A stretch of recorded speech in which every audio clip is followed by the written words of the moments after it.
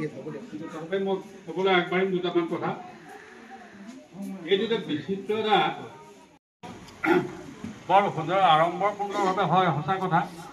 কিন্তু যিবিলাক ঠাইত যিসকল শিশু হয়তো বঞ্চিত, যিসকল ৰাইজ অসুবিধাও ব্যক্তিগত অসুবিধা থাকে, কিন্তু এনেকুৱা ধৰণে কৰি ব্যতিক্ৰমী এটা অনুষ্ঠান এইটো খুচুৰা হিচাপত কৰাৰ দৰে হৈছে।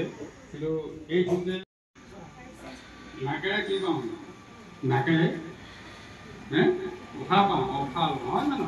আৰু কি পাওঁ, দেওবাৰ দিনাখন যেতিয়া ঘৰত সকলো মানুহ থাকে তেতিয়া মায়ে ঠাইতে কৰিছে। কিন্তু ইয়াৰ পৰা বাহিৰতো বহুত অনুষ্ঠান আমাৰ কৈ জানেই। এইজনে এজন খুব ভাল যুৱক আপোনালোকে পাইছে। আৰু এখেতসকলো ক'ত আছিলে পিছফালে আছে, এখেতসকলে একদম ধুনীয়া অনুষ্ঠান পাতি